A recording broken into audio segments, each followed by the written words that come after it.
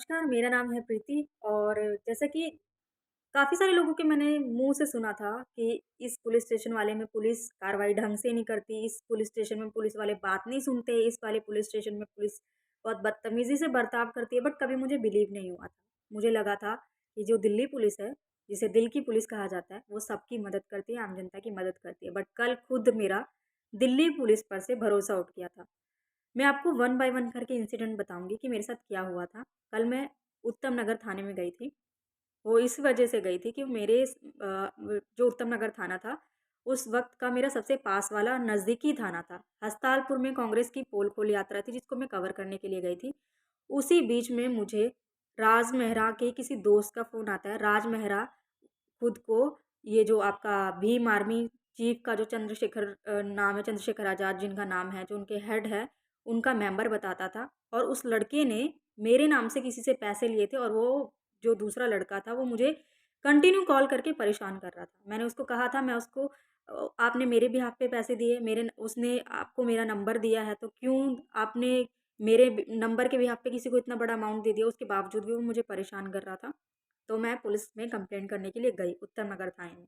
उत्तम नगर थाने में मैं जब जाती हूँ स्टार्टिंग से आपको मैं बताऊँगी, क्योंकि ये बात मैं इसलिए रख रही हूँ कि जो पुलिस के बड़े अधिकारी हैं उनको भी पता लगना चाहिए कि अंदर क्या होता है और लोगों के साथ किस तरह का बर्ताव होता है। जब मैं एक जॉब करने वाली लड़की हूँ, जब मेरे साथ ऐसा बर्ताव हो रहा है, जो गरीब लोग होंगे, जो हाउसवाइफ्स होती हैं, बहुत सारी लेडीज़ ऐसी होती होंगी जिनको अपने हक और अधिकार नहीं पता होगा, उनके साथ ये लोग कैसा बर्ताव करते होंगे। ये एक बहुत बड़ा मुद्दा है। पुलिस स्टेशन के अंदर जाती हूँ मैं, वहाँ पर हेल्प डेस्क पे 2 लेडीज़ें बैठी होती हैं, जिनमें से मैं अपनी कंप्लेंट के लिए बोलती हूँ कि मुझे कंप्लेंट लिखवानी है। एक लेडी बीच में बोलती है, "हाँ, बोलिए क्या लिखवाना है?" और फ़ाइल उठा के खड़ी होती हैं, कहती है, "जल्दी बोलिए मुझे लेट हो रहा है।" मैंने बोला, "आप मेरी बात तो सुन लीजिए।" तो वो बोल रही, "हाँ, मैं सुन रही हूँ" और वो खड़े होके खड़ी हो जाती है, तो मैंने उनकी फ़ोटो खींच ली थी। फ़ोटो खींचने के बाद वो ऑब्जेक्शन करती है कि आपने मेरी फ़ोटो क्यों खींची? मैंने बोला, "आप मेरी बात ही नहीं सुन रहे थे।"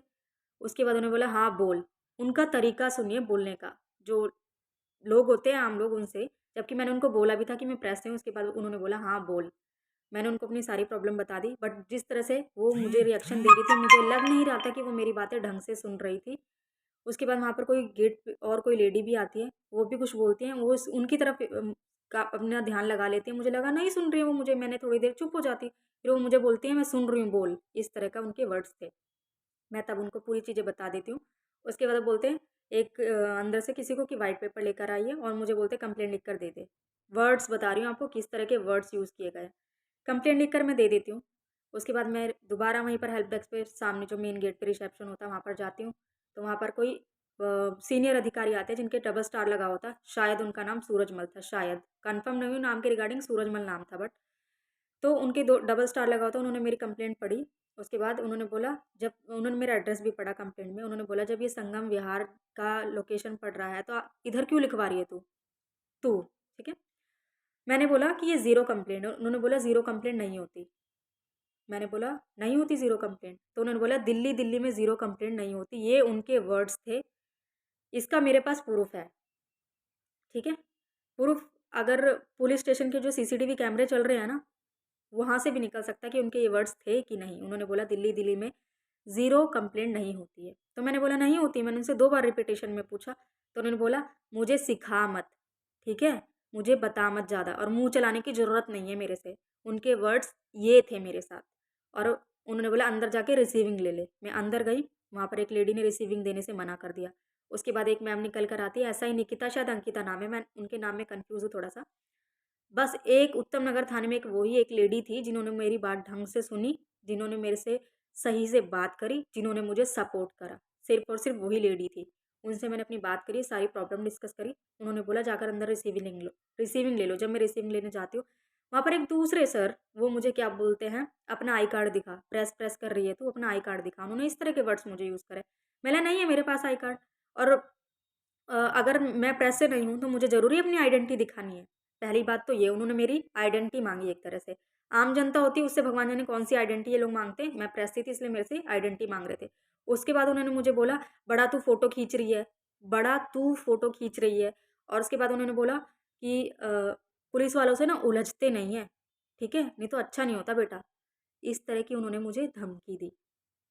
मैं जबकि एक जॉब करने वाली लड़की हूँ। आम जनता को भगवान जाने क्या कंप्लेंट सुनते भी होंगे कि नहीं सुनते होंगे, मुझे कुछ नहीं पता। इतना कुछ होने के बाद जब मैं वहाँ से रिसीविंग लेके जा रही होती हूँ, तब भी मेरी वहाँ पर है किसी से ढंग से कुछ बात नहीं होती है। पुलिस वाले जो बिहेव दिखाते हैं वो मैंने बता दिया आप लोगों को। ये इसलिए वीडियो मैंने बनाया है, कल मैंने ट्वीट भी किया है।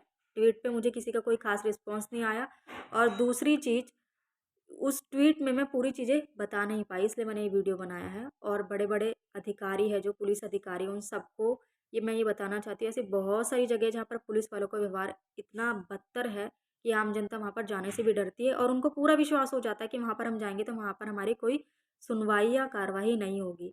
तो ये थी दिल की पुलिस की एक पुलिस स्टेशन में जो मेरे साथ बातचीत हुई, ये दिल की पुलिस वालों का एक पूरा इंसिडेंट मैंने आपसे शेयर करा। तो दिल्ली पुलिस के बारे में मेरा भी विश्वास अब जैसे आम जनता का था वैसे हो चुका है।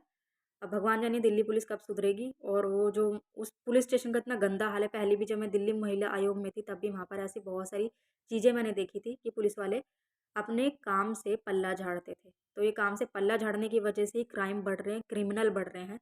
इसमें लोगों की गलती नहीं है, पुलिस वाले ही इसे बढ़ावा दे रहे हैं कहीं न कहीं। तो बड़े अधिकारियों से रिक्वेस्ट है, इस पे कोई सख्त कार्रवाई कीजिए और मेरी जो कंप्लेंट दी गई है, उस पे भी सख्त कार्रवाई कीजिए कि क्यों कल को जो भी मैंने आपको इंसिडेंट बताए, मेरी कंप्लेंट के रिगार्डिंग कुछ भी मिसबिहेव होता है, कुछ भी होता है, तो उसके लिए भी मैंने कंप्लेंट लिखी है, जिस पे आप लोग कोई कार्रवाई अभी तक मुझे कोई रिस्पॉन्स नहीं मिला है। और ज़ीरो कंप्लेंट के लिए भी मुझे लिख मना किया गया था, तो मुझे ये भी जानना है कि ज़ीरो कंप्लेंट होती है, नहीं होती है? तो इसके लिए भी मुझे प्लीज़ ज़रूर बता दीजिएगा क्योंकि ब आपके सारे अधिकारियों ने मुझे मना करा था, ज़ीरो कंप्लेंट नहीं होती। जब मैंने रिपिटिशन में पूछा था, तब उन्होंने मजबूरी में जाकर मेरी कंप्लेंट ली थी, वो भी बहुत मजबूरी में। ये तो मैं थी, बाकी आम जनता का क्या करते होंगे वहाँ के अधिकारी, मुझे नहीं पता। आप लोगों के साथ भी अगर कुछ ऐसा होगा तो प्लीज़ मुझे शेयर करना, जो भी मेरी इस वीडियो को देख रहे हैं, ताकि जो दिल की पुलिस है, उसकी हकीकत सबको पता चले। धन्यवाद।